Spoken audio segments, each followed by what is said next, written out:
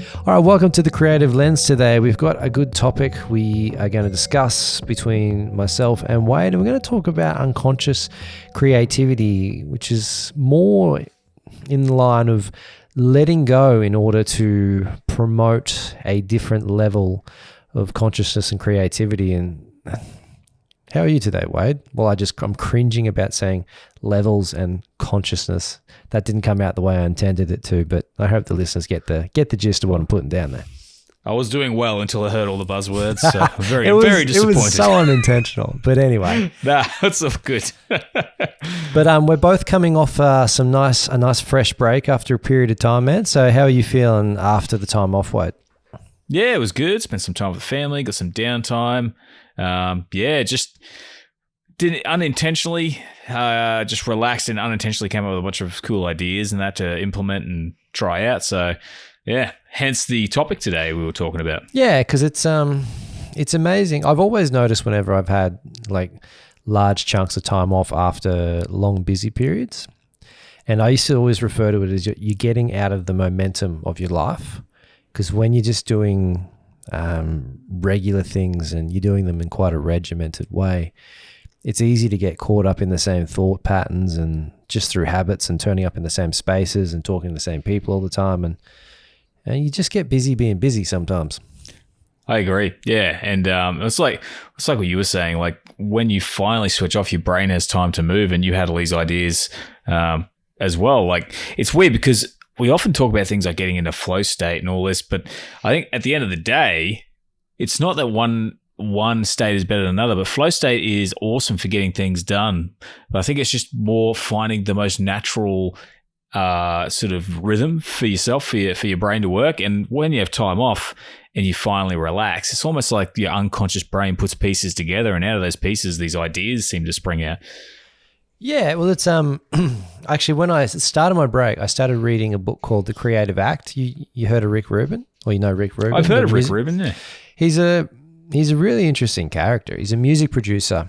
If you're not in the music scene or interested in music, but he's got a really eclectic back catalogue. Like most people who are into music will know who he is, but he's produced people like Tom Petty, the Chili Peppers, like Metallica, like Johnny Cash. He just does all these random, like Jay-Z back in the day. Like he's massive variety. And is that your answering machine, man? Yeah, okay. But anyway, back to Rick Rubin. So he's got this, he's a bit of a guru, or he comes across as a bit of a guru, and he's got some really interesting perspectives out of the book. And one of them is where he talks about just letting that unconscious, or letting go and just allowing creativity to find you, like almost like you're acting as an antenna for the ideas to find you, but you have to have the intention of connecting with the ideas at some point. Yeah, I agree. I feel like too, it's also kind of driven by that conscious thought, because whenever you are consciously thinking about something, you start to train your brain in how to act unconsciously. Like, you ever notice that, like, if you're trying to solve a problem and you just can't quite get it, you get on with your life, and later on that afternoon, all of a sudden a solution pops into your head. I feel like when you're creative on a regular basis, you train your brain to start being creative in the background, and it starts to really sift through the information you have and put that together. So it's like a nice yin and yang of conscious creativity fueling unconscious creativity. Like, does that make sense? Yeah, like you set the intention, or you're trying to establish what idea you'd like to, it's almost like a question you want solved in some ways. And then allowing the answer to find you, or like whether that's, coming through the ether, or coming from your subconscious, or because a rule I used to have back in the day when I was doing a lot more composition and producing was I would sit down to write for like 3 hours every day, or that would be like I'd do this block of work.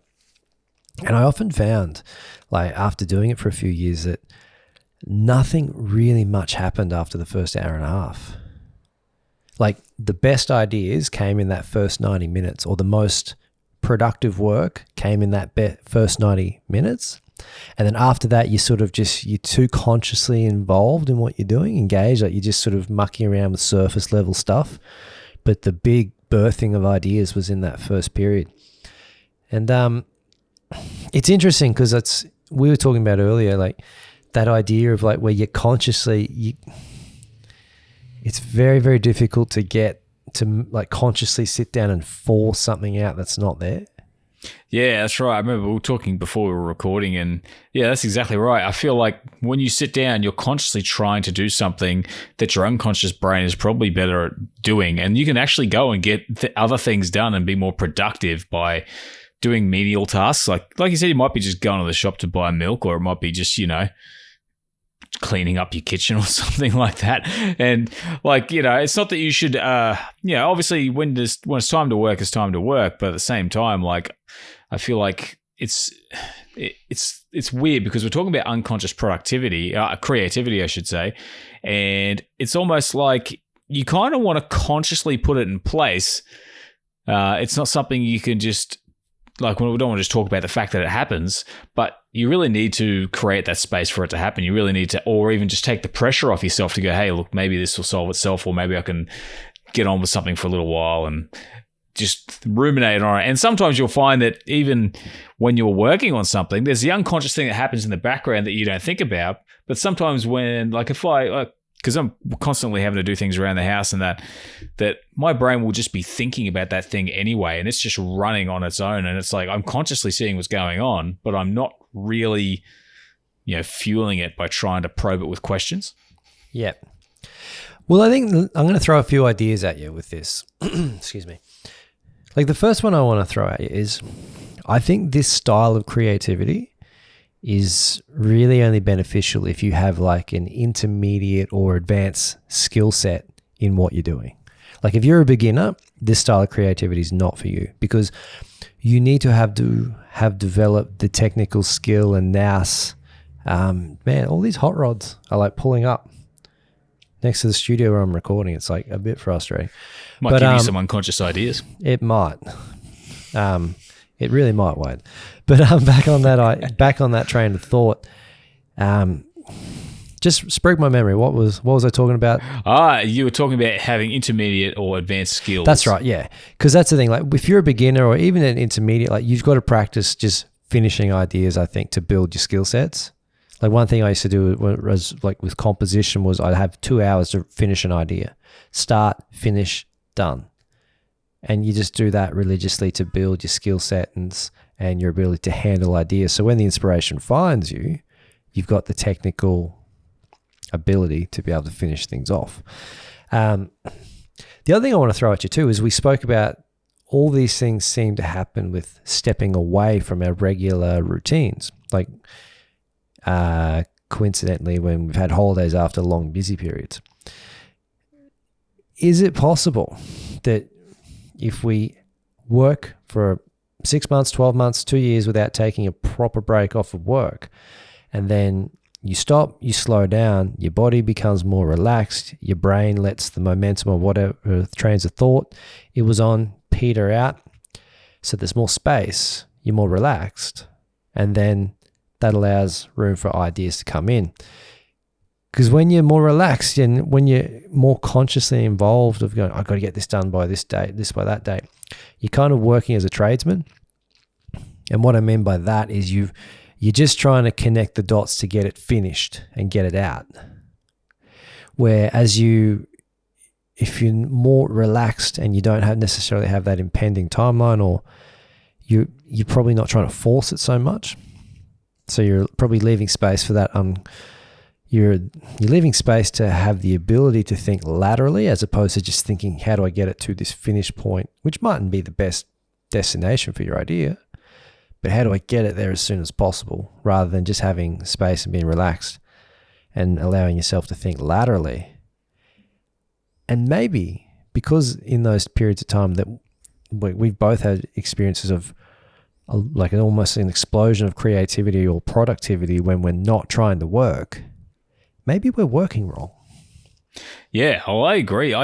It's funny. I was literally having a conversation with someone the other day that I think is really relevant to what you were just saying. But one thing I like to think of, it's like when you're working, and you're constantly just working, you're being very systematic, like you were saying. It's almost like creating a ball of rubber bands, and when you finally relax, the rubber bands start coming off the ball. and it's able, you know what I mean? Like, and Yeah.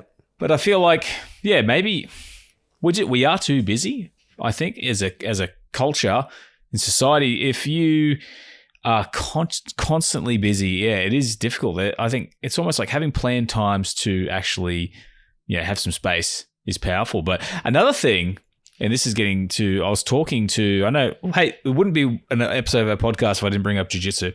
This year, I was just about to bring it up. I got so I'm a black belt in jiu-jitsu. One of the guys I train with is a brown belt. He's one of my students, but I find it weird to call him that.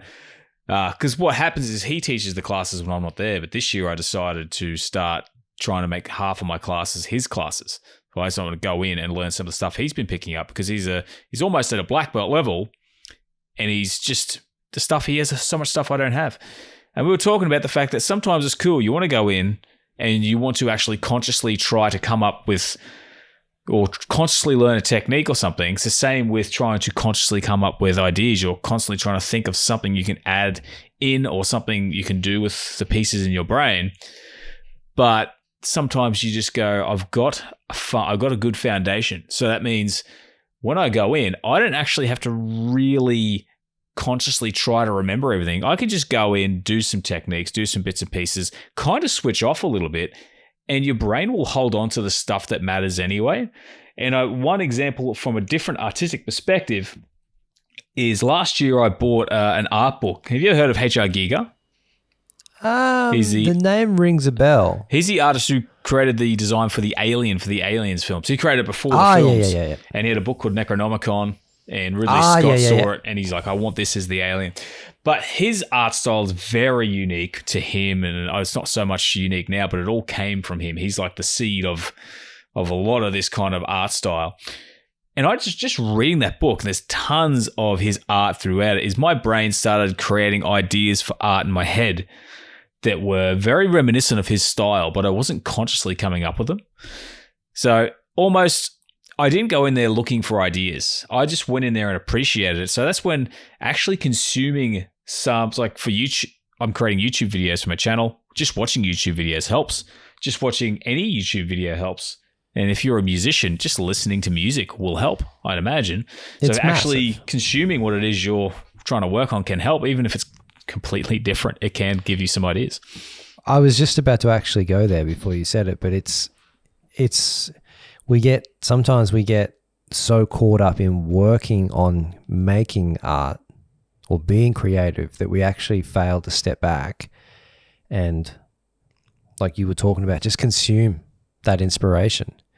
Like listen to music or consume different art or look at different YouTubers. I found that over time, like just watching, like almost, I put that down as one of my things is I have to watch more guitarists as part of my practice. Like, so you're just sitting there, you might spend 20 minutes checking out some guitarists just to check out, and you might see someone do something, go, that's cool, or I dig what that guy's doing. Because there's so many places to garner inspiration that you can funnel into what you're working on. Yeah, and it's funny. It's really important, man. Oh, I agree. Yeah, like I used to spend a lot of time watching other creators in my space talking about AI and visual content creation, that kind of thing, and I would sort of pick up ideas from them. But then there was a point last year I had like a little phase where I watched like kind of like analog horror or creepypastas or like stuff that's way more popular than the topic I talk about. People who have these really massive popular channels. And I just thought, man, the rhythm of this is so different than the space I'm in. But there was a lot that I could carry over to modify it and make it a bit smoother and more entertaining. And I'm trying to, not even consciously, but I find myself when I'm doing things going, I should try and do this or that. So unconsciously, I've picked up things from completely unrelated videos. And just the rhythm of how that all comes across, I'm like, I think I can improve my tutorials after watching these more entertainment-based videos. Like, there's so many places you can find inspiration, especially if you are open to it. You don't have to be consciously open to it, but if you make that decision, I think you can make that connection mentally as well. Yeah. Well, that's something I've like, in that vein of idea, man, like one thing I've been doing recently is listening to a lot of like hip hop or rap music. And that's been as sort of learning new ideas for phrasing with my guitar playing. Because if you think about it, like with guitar, you don't have the option of lyrics. Okay, so you've got melody and rhythm. Like they're your options, or harmony and rhythm. As a rapper, like they very limited use of pitch. Like there's use of it there, but it's rhythm and it's lyrics. And it's, leans heavier into the lyrics and the rhythm. So they're a lot more, like especially someone like Kendrick Lamar, like their use of rhythm is so fascinating because like that's like they specialize in that. Like that's what they do. Like melody is not such an important thing. It's all about the lyrics and it's all about the rhythm and how they structure those rhythms. And like just listening to a lot of that music and going, and like you just absorb like cool ideas that you just never would have thought about listening to other guitar players. And it's like, and the thing is, it's, as an artist, you have to pay attention to what's going on around you today in order to keep moving and keep evolving. Yeah, interesting. I agree. I also think a lot of unique ideas may come from individuals who just have unique histories or thought patterns going on, but sometimes a lot of unique ideas are really just seeing one thing and realizing that it can be implemented in something else. Yeah, 100%. And in the very nature of the limitations, it changes into something unique, But it's important to have that space in order to explore different avenues like that and have that train of thought, because we're not robots, man. Like, and being creative, you can't really be robotically creative like a manufacturing line, like unless you're making like products, cars, like frying pans. Like creativity is not like, you got to apply yourself to it, but it's not regimented like that, like a production line. Yeah, there still needs to be human input. Yeah. And I like coming back to that, like maybe we should finish off on like, are we working the wrong way? Like, are we trying to sort of like, are we working? All right, I'll rephrase the question this way. Are we working at our full potential by trying to produce as much, or trying to be as, like, quotes, productive as possible? Are we making the best work trying to be productive as possible? Answer that question for me, Wade. All right. The all-knowing God, Wade, will speak. No. I honestly believe it's suboptimal the way we do it, and that, having that time to think definitely makes a difference. Also, I just want to add something to that too, in the sense that if you want to work better, especially if you need to really accumulate ideas and really sift through, is the idea of note-taking. Just have some way of taking notes wherever you go so you can come back and review, because then you can go, that was a great idea. You might have a great idea, then it might disappear. But if you've got it down on paper, you remind yourself. I also have the opposite opinion, though, too, that sometimes not note-taking means your brain only holds onto the valuable stuff, but it really depends. But yeah, I think that having that time, the creativity, I think, is more natural and organic when it's unconscious in a lot of ways. So I think that there's a certain point where being too productive just burns out your energy, your creativity. And it's just, you've only got so much creative energy, and we spend way too much time trying to really scrape it off the bottom of the bottle, if you know what I mean, some days. So yeah, I think you're right. It's a suboptimal. You know what I found, man? Like, I found ideas don't have a date, like don't have a timeline or like a use by date, but inspiration does. That's one thing. That's just through direct experience, doing what what I've been doing.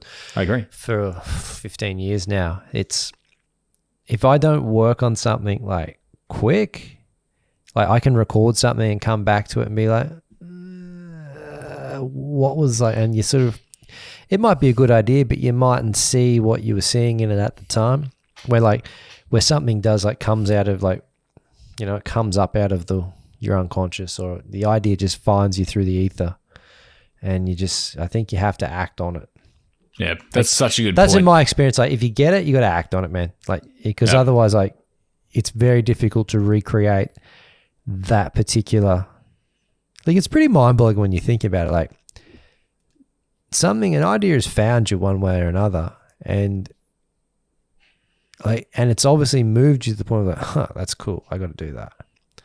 Like, if you don't act on that, like, you're kind of wasting the essence of what being creative is all about.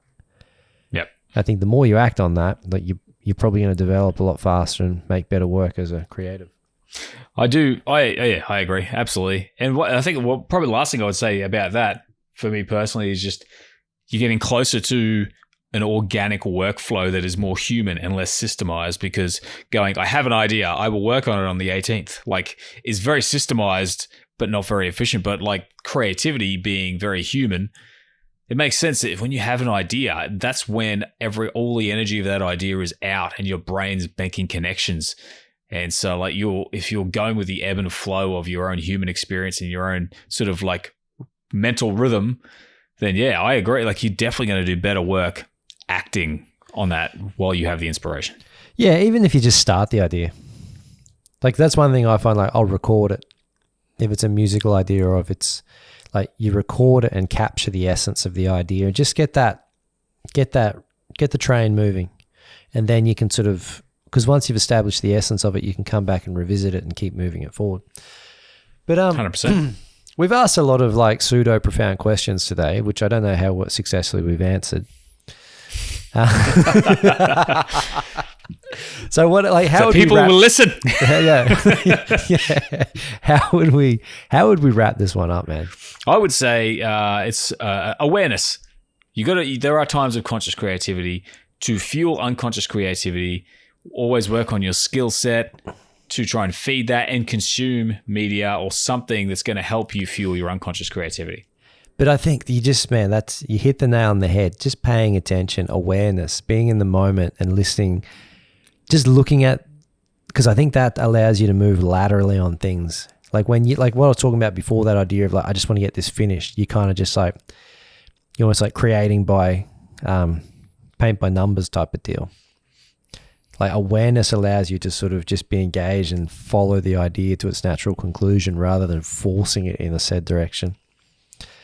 That's a good note to end up on, Wade. Yep. All right. So where can the good people find you, mate, if we want to tie this one off? Well, primarily I am on YouTube, but I also have website, Instagram, Facebook, x.com. Search for Creator Impact and you'll find me there. Cool. People, you can find my content at HPM Guitar on YouTube, or the website is www.hpmguitar.com for any of your guitar related inquiries. So, all right, this one's been a lot of fun. Have a great week, month, and or life, and we will catch you all in the next episode. Yep. See you guys.